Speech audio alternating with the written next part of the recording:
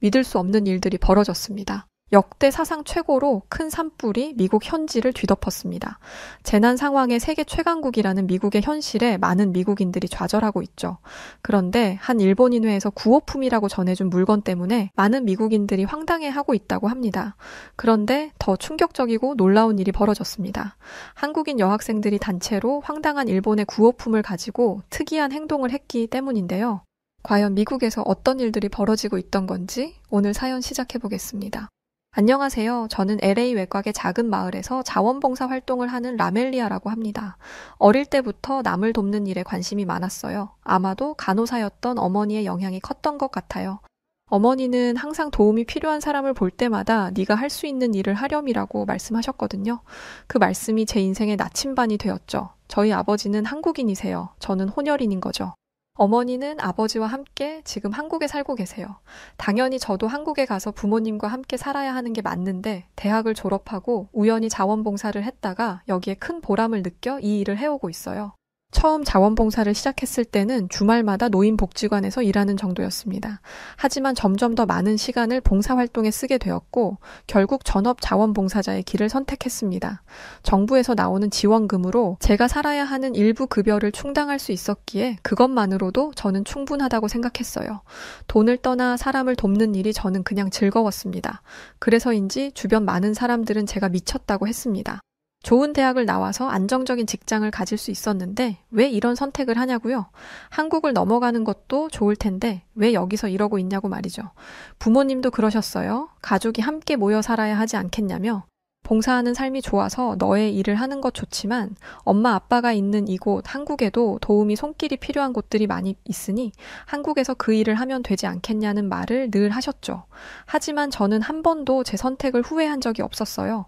사실 한국이라는 낯선 곳으로 가는 것도 두려웠다는 이유가 있었지만 매일 아침 자원봉사 센터로 출근하면서 느끼는 설렘과 보람은 그 무엇과도 바꿀 수 없었거든요. 그래서 대학을 졸업하고 이곳 미국의 자원센터에서 일을 멈출 수가 없었어요. 그러던 어느 날이었습니다. 그날도 평소와 같은 마음으로 센터에 도착했어요. 달력을 보니 벌써 한 해가 지나 새해를 맞았었죠. 미국의 겨울은 차갑지만 언제나 화창하고 아름다웠습니다. 하지만 동시에 가장 위험한 계절이기도 해요. 그날 아침 저는 평소처럼 자원봉사자들의 업무를 조율하고 있었어요. 노숙자 쉼터에 보낼 담요를 정리하고 푸드뱅크 물품을 분류하는 일상적인 업무였죠. 창밖으로는 따스한 햇살이 비치고 있었는데 그때 갑자기 긴급 뉴스 알림이 울렸습니다. LA 인근 산불 발생, 시속 140km 강풍 예보. 순간 제 심장이 멈추는 것 같았어요. 미국에서 산불은 흔한 일이지만 이런 강풍 예보가 함께 오는 건 최악의 시나리오였거든요. 그리고 그때부터 우리의 악몽이 시작되었어요. 처음에는 작은 규모로 보고된 산불이 강풍을 타고 걷잡을 수 없이 커져갔습니다. 미국의 소방당국은 총력을 다해 진화에 나섰지만 바람은 그들의 노력을 비웃기라도 하듯 불길을 사방으로 퍼뜨렸어요. 라멜리아, 주민들 대피 명령이 내려졌대. 동료 제시카의 다급한 목소리가 들렸습니다. 저희 센터는 즉시 대피소 운영 모드로 전환했어요. 평소 노숙자들을 위해 준비해두었던 매트리스와 담요들이 이제는 산불 피해 주민들을 위한 것이 되었죠. 시간이 지날수록 상황은 더욱 심각해졌어요. 산불 진화에 굉장히 애를 먹는 듯 보였어요. 며칠이 지나도 뉴스에선 겨우 진화율 30%, 전날보다 7% 올랐다지만 그건 마치 쓰나미 앞에 모래성 같은 숫자였어요. 특히 강풍 예보가 있는 상황에서는 더욱 그랬죠. 저희 센터로 피난와 들어오는 사람들의 얼굴에는 공포와 절망이 가득했어요. 당시에 제가 들었던 숫자로만 82,000명, 그렇게나 많은 사람들이 집을 떠나야 했습니다. 5,500채의 건물이 피해를 입었다는 소식이 들렸었고 저는 그 숫자 속에 담긴 개개인의 삶과 추억들을 생각하며 가슴이 아팠어요. 제가 일하는 자원봉사센터는 24시간 풀가동되었습니다. 잠깐 눈을 붙이려 해도 계속해서 걸려오는 전화벨 소리에 잠을 이룰 수가 없었어요. 모든 자원봉사자들이 쉬지 않고 일했지만 늘어나는 피해 상황을 감당하기에는 역부족이었습니다. 제가 자원봉사센터에서 일해오면서 겪은 역대 최고로 복잡하고 바쁜 날들이 지속되었어요. 도움을 줘야 한다고 생각하고 늘 최선을 다했지만 미국에서 지원하는 구호 물품이라는 게 정말 부끄럽지만 세계 최강국이라는 타이틀이 창피할 만큼 아주 형편없어요. 당시에도 저는 그걸 한 번 더 느껴야 했죠. 센터 한켠에서 쏟아지는 구호품들을 정리하고 있었어요. 땀을 뻘뻘 흘리며 상자들을 옮기는데 문득 한 박스에서 이상한 냄새가 났습니다. 조심스레 열어보니 곰팡이가 핀 헌 옷들이 가득했어요. 미국에서 누군가의 선의로 보내준 것이겠지만 이런 물품들은 오히려 저희를 더 힘들게 만들었죠. 제가 구호품들을 한숨 쉬며 사용할 수 없는 물품들을 한쪽으로 치울 때였죠. 밖에서 웅성거리는 소리가 들렸어요. 나가보니 낯선 사람들이 모금함을 들고 있었습니다. 산불 피해 지원을 위한 모금입니다. 라고 외치고 있었지만 뭔가 수상했어요. 얼마 전 뉴스에서 자선단체를 사칭해 기부금을 가로채는 사례가 있다고 들었거든요. 미국에는 이런 사건 사고가 정말 아주 빈번하게 일어나기 때문에 이런 의심은 당연했었습니다. 차에서 내린 분들은 한국어로 이야기를 나누고 계셨는데 알고 보니 LA 한인회에서 오신 분들이었죠. 그분들이 트렁크를 열자마자 저는 놀라지 않을 수 없었어요. 깔끔하게 정리된 상자들이 가득했는데 하나하나 뜯어보니 정말 필요한 물품들 뿐이었거든요. 새 마스크, 생수, 담요, 응급처치 키트, 심지어 아기 기저귀와 여성용품까지 세세한 부분까지 꼼꼼하게 신경 쓴 게 보였어요. 정말 쓸모없어 버려야 하는 구호품을 정리하던 저에게는 정말 기분이 날아가는 일이었어요.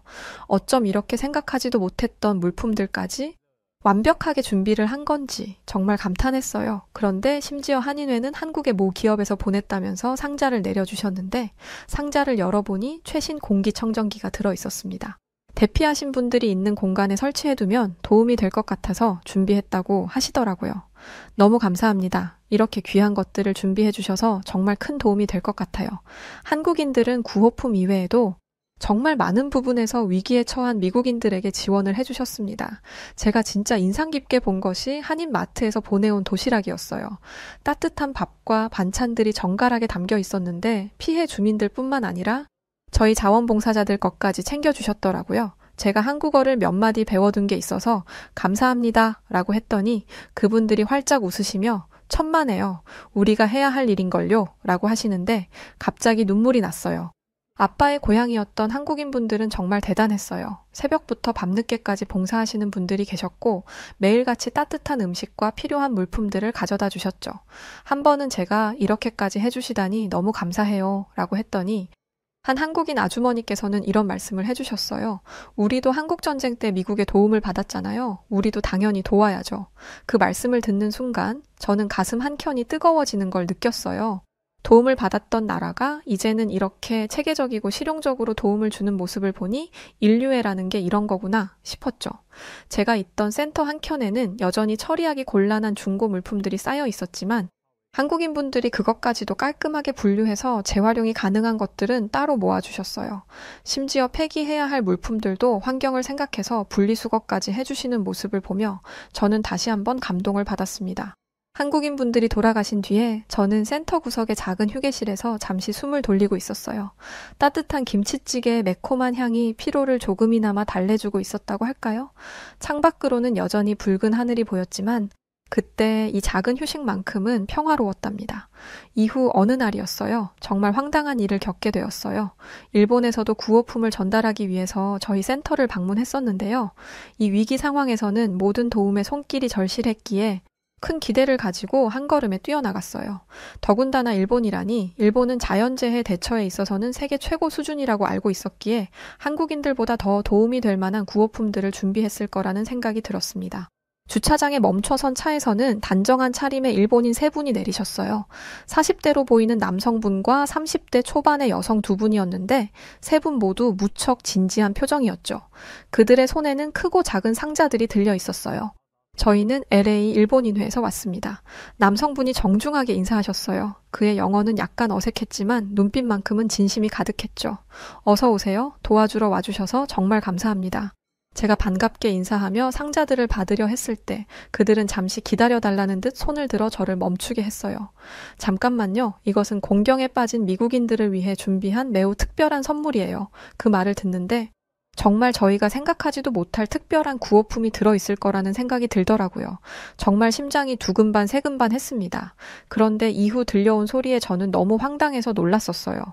이건 우리 일본인회 회원들이 정말 밤새워 접은 1000마리의 종이학입니다. 우리 일본의 진심을 담았어요.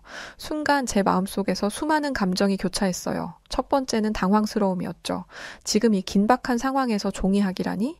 솔직히 좀 이해가 되지 않았습니다. 일본인들이 밤을 새워가며 정성을 들여 집을 잃은 미국인들을 위해 접었다고 생각을 하니 고맙긴 했지만 이걸 대체 어떻게 받아들여야 할지 정말 너무 당황스러워서 말도 제대로 나오지 않았어요. 상자를 열어보니 정말 정교하게 접힌 화려한 색상의 종이학들이 가지런히 놓여 있었어요. 분명 엄청난 시간과 정성이 들어갔을 게 분명했죠. 빨강, 파랑, 노랑, 마치 작은 무지개를 상자 속에 담아온 것 같았어요. 한 마리 한 마리가 완벽하게 접혀 있었고 심지어 일부는 금색과 은색 종이로 만들어져 반짝반짝 빛나기까지 했답니다. 이 얼마나 황당한 구호품인가요? 그 순간 제 머릿속을 스치고 지나간 것은 제가 그동안 봐왔던 광경들이었습니다. 피난민 아이가 물을 찾으며 우는 모습, 담요가 부족해 추위에 떨고 있는 노인들, 마스크 없이 연기 속을 헤매는 사람들, 그리고 바로 옆 창고에는 한인회에서 가져다준 생수, 담요, 마스크가 체계적으로 정리되어 있었죠. 아, 네, 정말 감사합니다. 감사히 잘 받을게요. 피난민 분들에게 잘 설명드리고 전달하겠습니다. 저는 최대한 공손하게 말씀드렸어요. 하지만 제 목소리가 살짝 떨렸다는 걸 그들도 눈치챘을까요? 일본인회 분들은 종이학에 담긴 의미를 설명해 주셨어요. 그들의 문화에서 1000마리 종이학은 건강과 행복을 기원하는 가장 진심 어린 선물이라고요. 특히 병문안을 갈 때 자주 하는 선물이라고 했죠. 설명을 들으며 저는 일본의 문화인가 보구나 싶었지만 듣고 있기가 진짜 힘들었어요. 일본인 분들이 가고 나서 저는 정말 한동안 종이학이 가득한 상자들 앞에서 멍하니 서 있었어요. 와, 이걸 대체 어떻게 해야 할지, 가뜩이나 공간이 부족한데 이 종이학을 어디에 보관해야 할지 정말 난감했거든요. 그때 제 동료 제시카가 다가와서 살며시 제 어깨를 두드렸죠. 라멜리아 우크라이나 이야기 들었어? 제시카가 조용히 물었어요. 저는 고개를 끄덕였죠.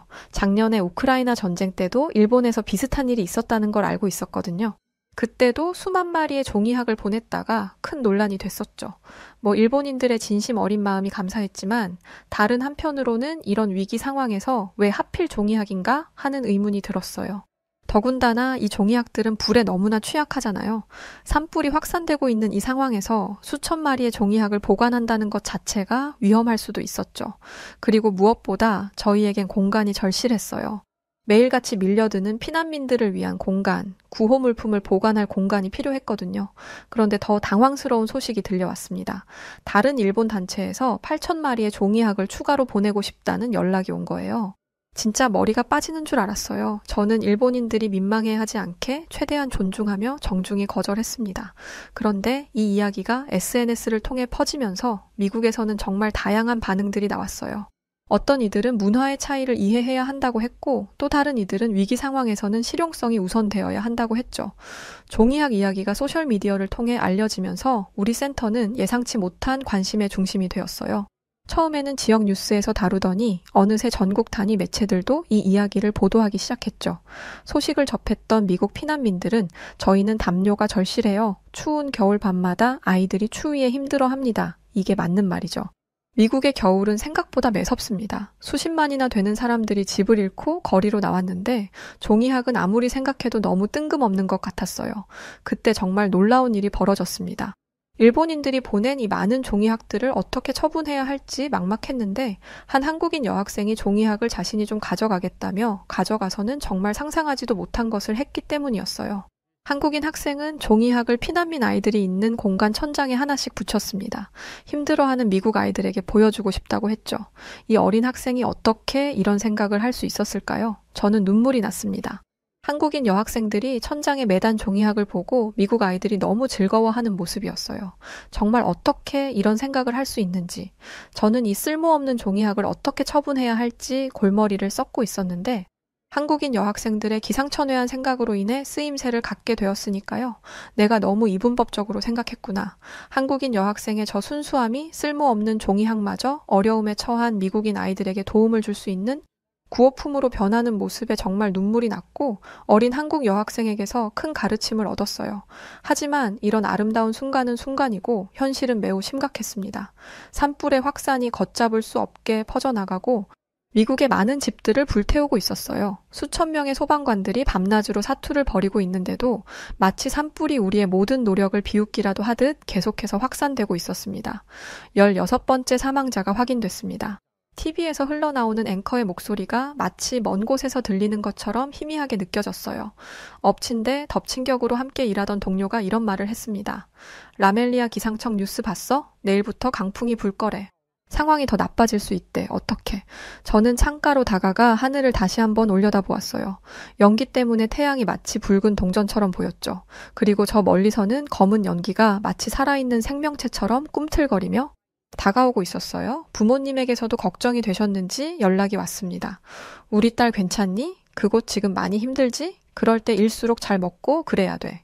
네가 영웅이고 네가 생명인데 너가 지치면 안 되니까. 그리고 아버지 일 처리되는 대로 우리가 미국으로 넘어가마? 아니에요. 난리통인데 뭐 하려고 여기를 오세요. 그냥 계셔도 돼요. 저 괜찮아요, 엄마. 걱정이 되셨겠죠? 하나뿐인 딸이 미국에서 무슨 봉변이라도 당했을까 노심초사하시고 계셨을 겁니다. 실제로 당시 미국은 산불로 난리였으니까요. 수천 명의 미국 소방 인력이 투입되어 있었고 수십만의 피해자가 생겼어요. 소방관들도 이제는 지쳐가고 있었죠. 소방관들은 72시간 넘게 거의 쉬지 못했다고 하더라고요. 불은 마치 거대한 붉은 뱀처럼 산등성을 타고 움직이고 있었죠. 바람이 조금만 불어도 불꽃이 수십 미터를 날아가 새로운 불씨를 만들어낸다고 하더니 뉴스에 나왔던 20년 경력의 소방대장님은 내가 여태까지 본 산불 중에서 이렇게 통제가 안 되는 건 처음이에요. 라며 지친 모습을 드러냈습니다. 센터는 한국인 여학생 도움으로 종이학 일도 어느 정도 해결할 수 있었고 그나마 조금 안정되는 느낌이었어요. 저는 제시카와 센터 안에 있던 TV를 통해 뉴스를 보고 있었죠. 할리우드 힐스 지역의 피해 상황을 전하는 특보가 실시간으로 나오고 있었습니다. 할리우드의 상징적인 저택들이 잇따라 화염에 휩싸였다는 앵커의 말이 이어지는 동안 화면에는 멜 깁슨의 호화로운 저택이 불타는 모습이 비춰졌어요. 그의 집이 있던 자리에는 이제 쟤만 남아있었죠. 세상에 다 불타버렸네. 어떡해. 제 옆에 있던 제시카가 작은 탄성을 내뱉었어요. 앤서니 호킨스의 저택도 전소됐다는 소식과 수십 년간 모아온 예술품들이 가득했는데 모두 제가 되어버렸다는 소식들이 전해졌습니다. 페리스 힐튼의 수백억 대 저택도 화마를 피하지 못했고 심지어 바이든 대통령의 차남인 헌터 가족의 집도 피해를 입었다는 소식이 전해졌죠. 하지만 뉴스 속에서 제 마음을 더 무겁게 한 건 따로 있었어요. 뉴스 중간에 잠깐 비춰진 한 노부부의 모습이었죠. 그들은 30년간 살아온 집을 잃었다고 해요. 더 큰 문제는 보험에 가입되어 있지 않았다는 거였어요. 할리우드 스타들이야. 돈이 많으니 집을 다시 지으면 그만이겠지만 미국의 평범한 시민들은 집을 다시 지을 돈도 없을 테고 참 안타까운 생각이 들었습니다. 집을 잃고 우시는 할머니를 보며 저는 이번 산불의 진짜 피해자가 누구인지 다시 한번 생각하게 됐어요. 할리우드 스타들의 화려한 저택이 불타는 장면은 뉴스의 헤드라인을 장식했지만 정작 가장 큰 고통을 겪는 건 평범한 서민들이었거든요. 바로 그때였어요. 한 가족이 들어왔어요. 4살 빼기 딸을 아는 젊은 부부였죠. 그들의 옷은 연기 냄새로 가득했고 얼굴에는 피곤함이 가득했어요. 저희가 머물 곳을 찾고 있어요. 이곳에 가면 도움을 받을 수 있다고 하셔서 오게 되었어요. 저희가 쉴 수 있는 공간이 있을까요? 그때 옆에 있던 아이가 아빠 우리 집은 언제 가요? 어린 딸이 물었을 때 아빠는 대답하지 못하고 그저 딸을 꼭 안아줄 뿐이었어요. 그 모습을 보며 저는 눈물을 참을 수 없었답니다. 다음 날 저는 우리 센터에 온 피해자들의 명단을 정리했어요. 왜냐하면 피해자분들의 발길이 늘면서 구호품들이 정말 턱없이 모자랐거든요. 아기 기저귀는 빨아서 몇 번씩 써야 할 정도로 힘든 날이었습니다. 그래서 명단 정리가 필요했어요. 성별과 나이대. 그래야 그나마 조금 남은 구호품들을 효율적으로 사용할 수 있었을 테니까요. 하지만 이걸 어떻게 알았는지 저희를 또 한 번 한국인 분들께서 살려주었습니다. LA 한인회에서 필요한 물품들과 지원금을 대거 준비해서 보내주었기 때문이었어요. 라멜리아, 이것 좀 봐. 구호품이야. 한국인들이 보내줬어. 제시카가 한국에서 보내준 지원 물품의 항목들을 보여줬어요. 이 얼마나 고마운 일인가요? 일부 품목들은 LA 한인회에서 차량을 이용해 보내주었지만 워낙에 보낼 곳들이 많아서 시간이 된다면 저희 센터에서 한인회가 준비한 창고에 가서 구호품을 수령해 가도 좋다고 했습니다. 저와 제시카 그리고 몇몇 동료들과 함께 저희는 한국인들이 준비한 구호품 창고로 갔어요. 그런데 그곳에 도착하고 저는 한국인들의 움직임을 보며 입을 다물지 못했어요. 마치 군대처럼 체계적으로 움직이더군요. 한 팀은 물품을 꺼내고 다른 팀은 분류하고 또 다른 팀은 배분 계획을 세우고 모든 것이 척척 평생 이 일만 해왔던 사람들처럼 완벽한 시스템 속에서 이루어졌어요. 와, 정말 대단하다면서 감탄하며 중얼거렸더니 한인회 관계자 한 분이 웃으며 대답해 주셨어요. 그쪽 센터는 좀 어때요? 피해자들에게 부족한 건 없나요? 여기는 이미 준비가 되어 있어요. 필요한 구호품들이 있으시면 항목에 체크만 하시고 수령해 가셔도 돼요. 한국인들의 재난 대응은 실로 경악스러울 정도로 놀라웠어요. 그리고 놀라운 건 여기서 끝이 아니었죠. 실제로 LA 전역의 한인 기업들이 하나둘씩 동참하기 시작했어요. 한인 마트들은 생필품을, 식당들은 따뜻한 식사를, 교회들은 임시 거처를, 마치 보이지 않는 손이 모든 것을 조율하는 것처럼 완벽하게 맞물려 돌아갔어요. 한 한인 슈퍼마켓 주인분은 자신의 가게 물품을 모두 기부하겠다고 나서셨죠. 현지에서는 미국 언론들도 한국인들의 이런 놀라운 행동들에 하나둘 관심을 보이기 시작했어요. MBC 뉴스에서는 한인들의 놀라운 공동체 정신이라는 제목으로 특집 보도를 했고, LA 타임즈는 위기 속 빛나는 이웃들이라는 기사를 실었죠. 그런데 진짜로 빛나는 이웃들이었습니다.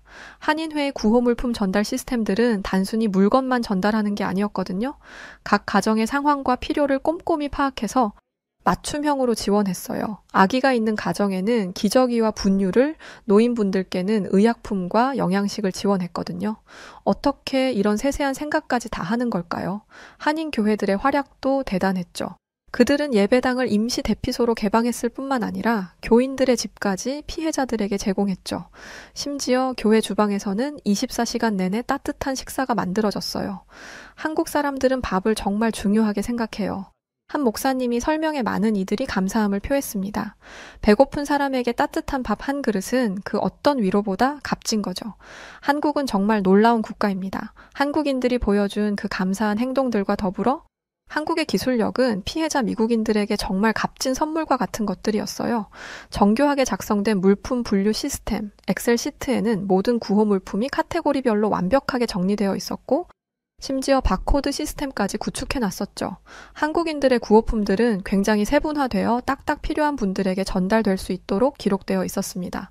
특히 인상 깊었던 건 마스크 분류였는데, 단순히 마스크라고만 써 있는 게 아니라 KN95, K95 등 종류별로 세세하게 구분되어 있었죠.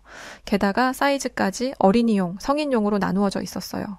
또한 창고 안으로 들어가 보니 정말 놀라웠어요. 한쪽에는 즉석식품들이 산처럼 쌓여 있었는데 그것도 그냥 아무렇게나 쌓아둔 게 아니었어요.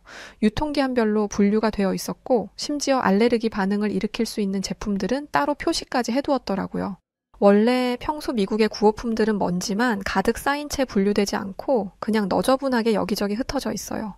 필요한 물품을 찾으려면 박스를 일일이 모두 풀어 내용을 확인해야 할 때가 정말 빈번하고 너무 오래되어 쓸 수 없는 구호품들도 정말 많아요. 그런데 한국은 박스를 모두 꺼내보지 않아도 한눈에 알아볼 수 있도록 표기되어 있었죠. 치약, 칫솔, 비누, 샴푸, 로션, 수건, 여성용품 생리대, 아이들 기저귀, 아이들 분유, 심지어 사이즈별로 정리된 의류들까지 있었어요. 모든 물품은 투명한 플라스틱 상자에 깔끔하게 정리되어 있었고 각 상자는 한글과 영어로 내용물이 표기되어 있었습니다. 한국이 마련해준 구호품들 덕분에 우리의 구호 활동은 더욱 체계적으로 진행될 수 있었어요. 한인 식당들은 자신들의 냉장고를 내어주었고 교회들은 주차장을 물품 분류 장소로 제공했죠. 또한 이 가정은 천식이 있는 어르신이 계시다. 저 가정에는 비염을 앓고 있는 아이가 있다. 이 가정은 아내분께서 임신 중이다 등등 피해자 가족의 신상까지도 모두 파악해 맞춤형으로 구호품을 지원하는데 정말 소름이 돋을 정도로 그 모습이 너무 체계적이고 완벽해서 놀랐습니다. 원래 미국인들은 이렇게 한국인들처럼 꼼꼼한 것들을 잘 챙기지 못합니다. 놓치기 쉬운 것들은 항상 주변에 깔려 있었는데 한국인들은 머릿속에서 생각하지 않았던 구호품들까지 꺼내들고 지원하니 이걸 어떻게 설명해야 할지 잘 모를 정도였어요. 시간이 흐른 어느 날이었습니다. 예고도 없이 저희 부모님께서 센터를 방문해서 너무 놀랐습니다. 엄마와 아빠를 보자마자 저는 뛰어가 안겼어요. 솔직히 매일 힘든 사투를 벌인 터에 저도 모르게 누군가에게 기대고 싶었을지 몰라요. 고생했구나 우리 딸. 정말 고생했어. 이젠 다 괜찮을 거야. 저희 센터에는 부모를 잃은 아이들도 있었습니다. 센터를 찾은 저희 부모님이 유독 한 아이를 많이 챙기는 모습을 봤었어요. 저는 엄마에게 다가가 말했어요. 엄마, 이 아이가 엄마 아빠를 잃어서 많이 울고 힘들어했는데 엄마가 많이 챙겨준 덕분에 많이 안정된 것 같아. 그랬더니 엄마의 입에서 정말 뜻밖의 말이 나와서 깜짝 놀랐습니다. 아참, 라멜리아 말하지 못한 게 있어. 이 아이 우리 가족이 될 아이야. 아빠가 지금 서류 제출하고 이것저것 준비하고 있단다. 아이를 입양한다니? 저는 그 소리에 너무 놀랐어요. 사실 부모를 잃은 아이들은 아마도 사태가 마무리되면 고아원으로 가게 될 아이들이긴 하지만 엄마가 이 아이를 입양한다고 하는 소리를 들으니 무슨 말도 못하겠고 심장이 막 뛰고 그랬습니다. 물론 저희 부모님은 입양할 제 동생만 챙겼던 것도 아니에요. 주변에 있던 어르신들과 다른 피해자분들까지 모두 어루만지며 돕고 있었거든요. 그러니 전 전혀 이 상황을 생각하지 못하고 있었어요. 부모님은 한국에서 미국 산불 뉴스를 접하고 피해자가 많을 거라고 생각하셨대요. 분명 부모를 잃은 아이들도 태반일 거라고 생각도 하셨다고 해요. 사실 저희 부모님을 저를 낳고 몇 년 뒤에 둘째를 가졌는데 엄마가 몸이 좋지 않아서 유산을 하게 되었어요. 아빠는 엄마를 위로하면서 당신만 별일 없이 건강하니 그걸로 충분하다며 엄마를 위로했었어요. 그리고는 엄마의 건강 때문에 한국으로 가는 걸 선택했고 지금 한국에 거주하고 계신 거죠. 미국도 의료 수준이 높긴 하지만 시민들은 엄두도 내지 못할 병원비들과 당장 쓰러질 사람들이 몇 주에서 몇 달씩 기다려야 간신히 치료를 받을 수 있을까 말까 한 수준이니 그 점을 아빠는 알고 한국행을 결정했던 겁니다. 한국의 의료는 빠르게 수준도 정말 세계적인 의료 강국으로 불리니까요. 아이는 실제로 저희 집에 입양되어 왔어요. 귀여운 여자아이였죠. 부모님은 한국으로 아이와 함께 돌아가셨어요. 저는 저에게 동생이 생길지 정말 꿈에도 몰랐습니다. 산불 사태가 안정되어 가고 있던 저는 센터에도 많은 한인분들이 도와주셔서 한층은 괜찮아졌답니다. 그리고 저는 제 동료였던 제시카에게 말했어요. 제시카, 이런 상황에 정말 어떻게 말해야 할지 모르겠지만 나 부모님이 있는 한국으로 가려고 해. 미안해, 제시카. 제시카는 놀란 듯 했지만 이내 아, 그렇구나. 진작에 갔어야지. 왜 부모님과 떨어져 지내니? 동생도 새로 생겼다며 한국에 가서 가족들과 행복하게 이제부터는 지내. 이렇게 말은 하고 있었지만 제시카의 표정에서 슬픔이 가득하다는 것을 저는 알 수 있었어요. 저는 제시카를 꼭 끌어안았고 제시카도 저를 안고 눈물을 보였습니다. 솔직히 미안했어요. 아직 미국에는 피해자가 많아요. 사태가 진정되지도 않았고 한 사람의 일손도 소중한 상태였으니 이곳을 떠나 한국으로 간다는 것에 좀 죄책감이 크게 느껴졌습니다. 하지만 너무 궁금했어요. 제가 이곳 센터에서 일하며 한국인들이 보여주셨던 모습들, 한국인 여학생이 일본의 황당한 종이학들을 미국 아이들에게 즐거움으로 바꿔주었던 것들, 한없이 도움을 주던 한인회 분들까지. 우리 아빠의 고향인 한국이라는 나라가 궁금했고 한국에서의 삶을 살아보고 싶은 마음이 너무 커서 죄책감에도 불구하고 이런 결정을 내렸어요. 이제 내일이면 저는 이곳을 떠나 한국으로 갑니다. 한국에서 어떤 삶이 기다리고 있을지 저도 사실 잘 몰라요. 그저 빨리 엄마 아빠를 만나고 싶고 제 친여동생도 보고 싶고 마음이 싱숭생숭합니다. 기대도 되고 미국에게 미안하기도 하고 그냥 마음이 무슨 마음인지 잘 모르겠어요. 뭐 여하튼 미국에 많은 도움을 주셨던 한국인 여러분들 고마워요. 이제 곧 뵙겠네요. 그리고 한국은 지금 많이 추운가요? 미국도 춥기는 한데 한국의 겨울은 상상 이상이라는 말을 들어서 좀 무섭기도 해요. 여하튼 제 이야기는 이쯤 하겠습니다. 내일 뵙겠습니다. 중국인 유학생과 한국인 유학생이 언쟁을 벌이고 있는데요. 이 모습을 지켜보던 미국인 학생은 혼란스러운 표정으로 누구 말이 맞다는 건지 모르겠다는 제스처를 취합니다. 대체 이 강의실 안에서는 무슨 일이 있었던 걸까요? 안녕하세요. 저는 미국에 살고 있는 캐서린 테일러라고 합니다. 저는 미국의 유명 대학에서 정치 외교학을 공부하고 있는데요. 이제 1학년을 마친 터라 전문 지식이 뛰어나지는 않습니다. 미국의 대학교 1학년들은 전공 과목보다는 교양 과목 위주로 배우거든요. 저는 잡다한 호기심이 많은 편이라 다양한 종류의 교양 과목을 선택해서 들었는데요. 그중 하나가 세계 문화에 관련된 강의였습니다. 제가 이런 강의를 들은 이유는 제게는 미국인으로서 풀어가야 할 숙제가 있기 때문이었어요. 미국은 이민자들이 세운 나라이고 다인종 국가이지만 여전히 타인종에 대한 경계심을 가지고 있는 나라이거든요. 저는 이런 인종차별을 해결하기 위해서는 모든 인종이 서로의 다름을 인정하고 다양성을 받아들이는 것이 필요하다고 생각했습니다. 그래서 문화의 다양성을 중요하게 생각하는 교수님의 강의를 선택했죠. 교수님은 서양인들에게는 다소 낯선 아시아 나라의 이야기를 많이 들려주셨습니다. 그 중에서 가장 많이 언급된 나라가 한국, 중국, 일본이었는데 세 나라의 이야기는 무척 흥미로웠어요. 저는 이 세 나라 중에서도 한국의 이야기를 가장 좋아했습니다. 교수님은 미국인들이 알고 있는 한국의 K-팝과 드라마, 영화 이외에도 다양한 한국 문화를 소개해 주셨거든요. 그런데 모두가 저처럼 한국의 이야기를 좋아하는 건 아니었습니다. 제가 듣는 강의에는 몇몇 아시아 유학생들이 있었는데 그 중에서 중국인 유학생이 가장 많았어요. 그 중국 유학생들은 항상 몰려다니는 걸 좋아했는데 중국을 제외한 모든 아시아 국가는 미개하고 가난하고 힘없는 나라라고 주장했는데 특히 한국 이야기만 나오면 굉장히 예민하게 굴었습니다. 그날은 교수님이 한국의 전통 문화에 대해 강의하는 날이었습니다. 저는 현대화된 한국의 세련된 모습만 보았기 때문에 과거 한국인들이 입고 다니던 옷, 살던 집, 먹었던 음식들이 매우 흥미롭게 보였습니다. 특히 한복이 너무나 아름다웠어요. 풍성한 실루엣과 곡선의 아름다움이 한눈에 제 눈을 사로잡았죠. 한국 학생들은 전부 패션 센스가 남달랐는데 그 이유를 알겠더라고요. 한국인들의 미적 감각은 과거에서부터 거슬러 올라온 것이었습니다. 모두가 한국의 전통 의상인 한복에 대해 입이 마르도록 칭찬하고 있던 그때 중국인 학생이 손을 번쩍 들며 크게 외쳤습니다. 저건 다 가짜입니다. 교수님은 무엇이 가짜냐고 물어보았고 중국인 학생은 한국이 전통 의상이라며 말하고 다니는 한복이 사실 중국의 전통 의상이라고 했습니다. 중국은 굉장히 광활한 영토를 가졌기 때문에 잘 알려지지 않은 소수민족이 있는데 그 소수민족들이 입고 다니던 옷을 한국이 훔쳐가서 자신들의 전통 의상이라 우기고 있다는 것이었죠. 중국과 한국의 역사를 잘 모르는 저는 가만히 눈치만 보고 있었어요. 그때 중국 학생이 한국인 유학생에게 손가락질하며 말했습니다. 중국의 것을 훔쳐가서 자기 나라 것이라고 말하고 있는데 부끄러운 것도 모르고 입 다물고 있는 모습이 가증스럽다면서요. 저는 한국 학생이 어떤 반응을 할지 궁금했습니다. 그런데 한국 학생은 적극적으로 반박하지 않았어요. 저런 말도 안 되는 주장에는 대답할 가치도 없다면서 말이죠. 그러자 중국 학생은 한국인의 뻔뻔함은 구역질이 나올 정도라며 길길이 날뛰기 시작했습니다. 한국 학생은 그런 중국 학생에게 말로만 우기지 말고 증거를 가져오라고 이야기했어요. 그런데 중국 학생은 소수민족에 관한 기록은 남아있지 않아서 증거가 없다는 말도 안 되는 이야기를 했습니다.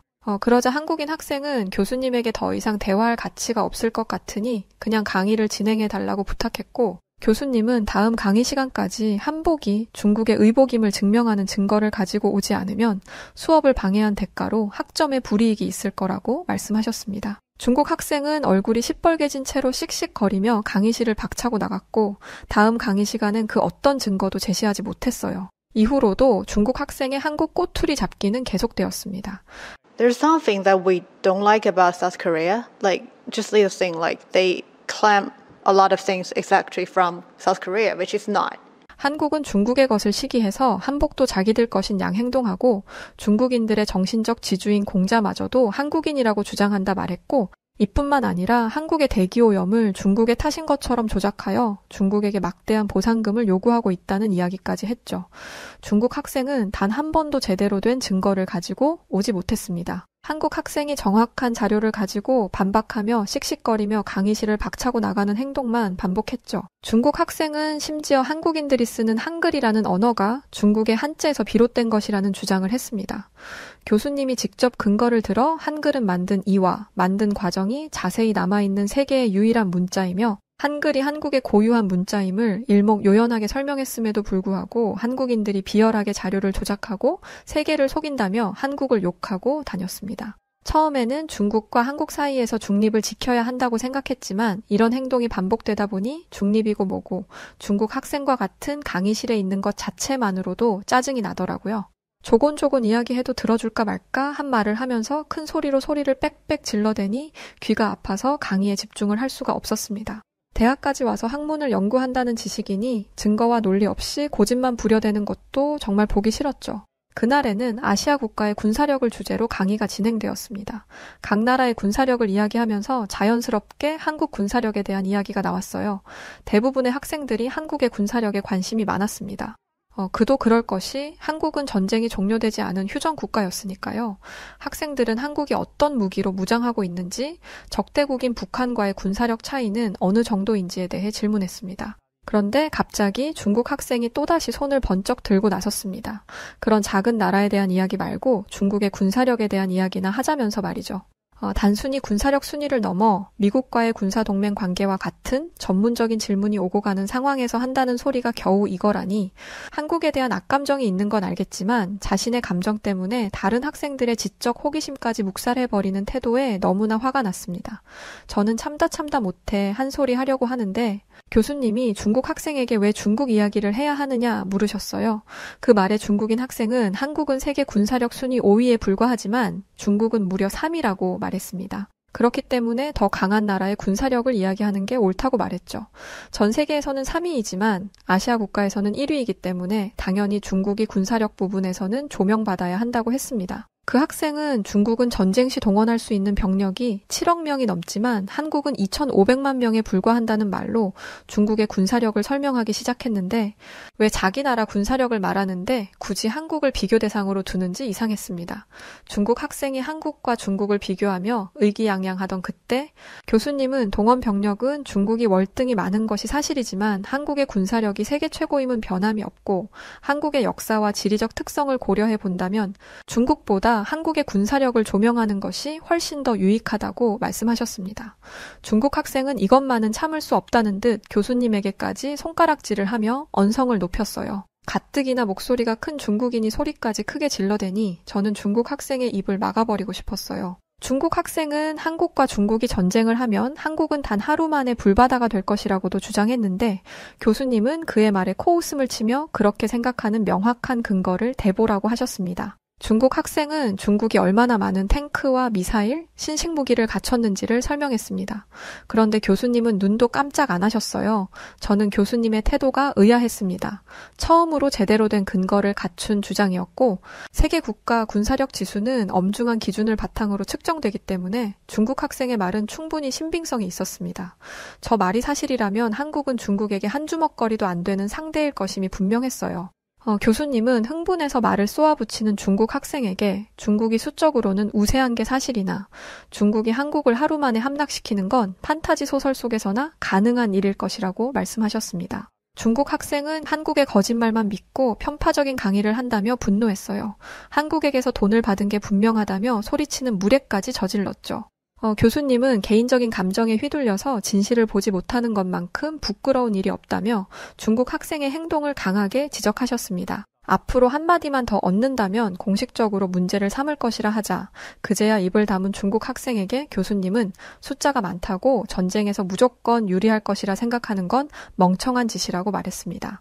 교수님은 중국이 많은 무기를 보유한 건 사실이지만 한국과 비교하면 질적으로 떨어진다며 한국의 공군을 예로 드셨는데요. 한국은 5세대 전투기인 F-35를 보유하고 있는데 이는 웬만한 중국 전투기는 압살해버리는 파괴력을 가지고 있었다고 하셨는데요. 이에 중국 학생은 중국도 5세대 전투기인 J-20을 보유하고 있다며 전문가인 교수님에게 제대로 알아보고 강의를 해달라고 말하며 비아냥거렸지만 중국의 5세대 전투기는 전투기에서 가장 중요한 엔진과 레이더에서 큰 결함을 가지고 있고 한국의 전투기 한 대를 상대하려면 중국의 전투기 수십 대는 끌고 와야 게임이 된다는 말씀에 중국 학생은 입을 다물 수밖에 없었습니다. 또 중국은 그토록 자신하던 항공모함의 개발 사업을 중단한 상태였습니다. 그에 반해 한국은 국방비를 확장했고 세계 군사력 순위 4위로 오르는 것을 목표로 하고 있었죠. 중국 학생은 한국이 국방비를 늘려봤자라며 비아냥거렸습니다. 그저 그런 결과가 나올 게 뻔하다는 것이었죠. 그러자 교수님은 한 뉴스 기사를 보여주셨어요. 유럽 나토의 최대 규모 국가인 폴란드가 한국의 무기로 군대를 재정비하는 중이라는 기사였습니다. 폴란드가 수많은 나라 중에서 한국을 선택한 이유는 한국의 무기 제작 속도가 다른 나라에 비해 월등히 빠르며 빠르게 완성되는데도 불구하고 미국의 최고 성능 무기에도 뒤처지지 않는 수준으로 제작되기 때문이었습니다. 교수님은 중국 학생에게 한 나라의 군부대가 한국의 무기로 꽉꽉 채워지고 있는데 이래도 한국이 그저 그렇다고 말할 수 있느냐고 물어보았는데 중국 학생은 식은땀을 삐질삐질 흘리면서도 꿋꿋하게 한국의 군사력을 까내렸습니다. 한국이 전쟁 중인 국가라는 것을 들먹이며 한국은 적국을 부수고 민간인을 학살하기 위해 군사력을 키우는 것뿐이다. 지금 군사력을 키우는 것도 전부 전쟁 준비를 위해서다라고 말했죠. 한국과 달리 중국은 아시아의 대국으로서 주변 국가를 지키고 보호하는 일에 책임을 다하고자 군사력을 키우는 것이라 주장했고요. 일리가 있는 말이라고 생각하던 그때 한국 학생이 중국 학생의 말은 헛소리에 불과하다며 어이없어 했습니다. 그러면서 한국과 중국 영토의 크기를 비교해 보여주었고 저 작은 나라에서 지금까지 1000번이 넘는 전쟁이 발생했었다는 충격적인 사실을 알려주었죠. 더 놀라웠던 것은 그리고 그중 절반이 중국의 침략이었다는 것이었어요. 게다가 한국은 단 한 번도 중국을 침략한 적이 없었습니다. 한국 학생은 한국은 수백 년 동안 중국의 침략에서 스스로를 지키기 위해 군사력을 키워왔지만 중국은 침략을 위해 군사력을 키웠고 지금도 다른 나라와 영토 분쟁을 일으키고 있다라고 말했는데 강의실에 있는 모든 사람들이 한국 학생의 말에 동의하고 있었어요. 중국 학생들만 빼고 말이죠. 저는 한국이 1000번의 침략을 받았음에도 불구하고 사라지거나 정복되지 않았음에 감명받았습니다. 숫자가 많은 것이 다가 아니라는 교수님의 말을 직접 증명한 나라가 바로 한국이었던 것이죠. 저는 과열된 분위기를 식히기 위해 가진 쉬는 시간에 한국 학생에게로 가서 한국의 전쟁사에 대해 물어보았어요. 그 학생은 아주 간단하게 한국의 전쟁사를 설명해 주었는데 짧게 들은 내용이었지만 너무나 흥미로운 내용들이 많았습니다. 그 중에는 놀라운 전략으로 적군을 괴멸시킨 한 장군의 내용도 있었는데 만약 이런 전략가가 한국에 또 나타난다면 오히려 중국이 한국에게 역풍을 맞을지도 모르는 일이겠더라고요. 전쟁은 숫자가 다가 아니라는 것은 이미 역사적으로 증명된 사실이었습니다. 과열된 분위기를 식히고자 잠시 휴식한 후 강의가 재개되었습니다. 이번 주제는 세계 여러 나라의 여권 지수에 관련한 것이었죠. 이번에는 한국 이야기가 나오지 않을 것이라 생각하고 안도했습니다. 한국의 이야기를 듣는 건 흥미로웠지만 한국이라는 단어만 나오면 거품을 물며 기겁하는 중국 학생의 불평은 듣고 싶지 않았거든요. 그런데 한국은 여권 순위마저도 높았습니다. 공동 2위였죠. 그런데 역시나 중국 학생은 공동 2위라는 말이 굉장히 거슬렸는지 짜증 섞인 말투로 공동 1위 국가가 6개고 2위 국가가 3개이니 한국은 7, 8위에 불과하다고 말했습니다. 공동 2위라고 하면 순위가 높아 보이니 7위라고 낮춰 부르라는 것이었어요. 저는 7, 8위도 높은 순위인데 이게 아무것도 아닌 양 말하기에 중국이 한국과 비슷한 순위일 거라 생각했습니다. 그런데 중국의 순위는 고작 66위에 그쳤습니다. 홍콩과 대만이 각각 19위, 35위인데 아시아의 대국으로서 주변국을 보호한다는 강대국이 66위인 것이죠. 고작 66위인 중국이 공동 2위인 한국을 우습게 보는 건 아니라는 학생들의 말에 중국 학생은 자신들이 66위인 것은 다른 강대국들이 중국을 경계하기 때문이라고 말했습니다. 중국의 힘이 날이 갈수록 세지니 이런 식으로라도 중국의 길을 꺾어 놓으려 한다는 것이죠. 정치 외교학을 공부하는 학생들인 저희는 중국 학생이 얼마나 터무니없는 소리를 하고 있는지 알고 있었습니다. 세계를 쥐고 흔드는 강대국들의 견제 방법이 여권 순위를 조작하는 것이라니 중국 학생은 자신만의 세상 속에서 사는 것처럼 보였어요. 중국 학생은 남들이 자신을 어떻게 보고 있는지도 모르고 이상한 소리를 늘어놓았습니다. 중국의 여권 순위가 강대국의 순위 조작 속에서도 무려 19위나 올랐고 이는 중국의 위상이 점점 높아지고 있다는 것이었죠. 아니 중국인들은 모두가 이런 걸까요? 저희가 있는 이 학교에 세계 각국에서 유학을 온 다양한 국가의 학생들이 있는데 모두가 중국 학생의 생각에 도무지 이해하지 못했어요. 저는 지끈거리는 머리를 붙잡았습니다. 대체 왜 저런 얼토당토하는 주장을 하는 건지 이해가 안 됐거든요. 주변을 둘러보니 강의실 안에 있는 학생들은 중국 학생에게 한심하다는 눈빛을 보내고 있었습니다. 저와 함께 다니는 영국인 유학생 에란스는 중국 유학생들이 학교에 막대한 기부금을 내고 입학하는 게 맞는 것 같다며 어떻게 저런 생각을 하는 사람이 이 대학까지 온 건지도 의문이라고 할 정도였죠. 중국은 순위가 올랐으니 국제적 위상이 높아지는 것이고 한국은 3위에서 7위로 내려갔으니 국제적 위상이 낮아진 것이라는 중국 학생의 말에 교수님은 한국의 무비자 입국 가능 국가 숫자는 작년과 똑같이 193개국으로 유효하다고 말씀하셨습니다. 또 1위의 무비자 입국 가능 국가 숫자가 194개국이며 1위와 2위는 실질적인 차이가 없다는 것도 알려주셨죠. 그러자 세계 각국에서 온 학생들이 각자 자신의 경험을 이야기하기 시작했는데요. 한 학생은 유럽 국가의 입국 심사대에는 EU 국가와 그 외 국가 여권 소지자들의 통로가 따로 있는데 한국인들이 EU 국가의 통로를 함께 쓰고 있었다는 놀라운 이야기를 들려주었습니다. 이들은 별다른 입국 심사 없이 프리패스로 입국하는 반면 단체로 온 중국 관광객들은 길게 줄을 서서 몇십 분 동안 입국 심사를 기다렸다고 했죠. 중국 학생은 이 모든 이야기가 전부 꾸며낸 이야기라 말했지만 이런 경험담이 한두 개가 아니다 보니 우기는 것도 포기한 듯 했습니다. 하지만 이건 제 커다란 착각이었어요. 중국 학생은 지칠 줄도 몰랐습니다. 한국의 순위는 점점 떨어질 거고 빠른 시일 내에 지금과 같은 여권 파워를 잃어버릴 거라며 또다시 한국을 걸고 넘어진 것이죠. 눈과 귀를 모두 막고 한국의 우수함을 깎아내리며 중국을 추켜 세우는 그의 태도에 질려버린 학생들은 아무 대꾸도 하지 않았습니다. 그때 교수님이 드디어 입을 여셨어요. 중국인이라면 한국의 여권 순위가 하락한 것에 대해 미안한 마음을 가지고 있어야 한다고 말이죠. 서양인들은 아시아인들을 잘 구분하지 못하는데 중국인들이 이를 이용해 한국인 행세를 하며 전 세계에 민폐를 끼치고 있기 때문이었습니다. 중국 학생은 중국인들이 왜 덜 떨어진 한국인 행세를 하겠냐며 현실을 부정했지만 또 다시 곳곳에서 증언이 터져 나왔습니다. 호주에서 큰 농장을 운영하는 부모님을 둔 학생은 자신의 경험담을 들려주었어요.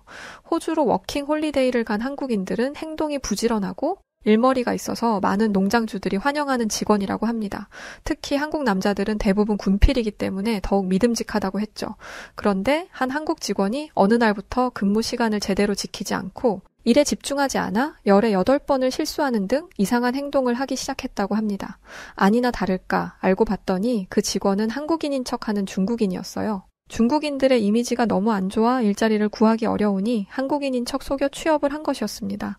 근데 이게 다가 아니었어요. 여행을 즐겨하는 한 학생은 중국의 여권 순위가 낮을 것을 이미 예상했다고 합니다. 중국 여행객들은 어느 나라를 가든 떼거지로 몰려 있는데 시간과 장소 상관없이 항상 시끄러웠고 그들이 지나간 자리는 쓰레기가 가득했기 때문이죠. 새치기는 얼마나 심한지 조금의 빈틈만 보이면 끼어들었다고 합니다. 한두 명도 아니고 단체 여행 무리들이 새치기를 시도해 싸움이 났던 적도 한두 번이 아니었다고 하죠.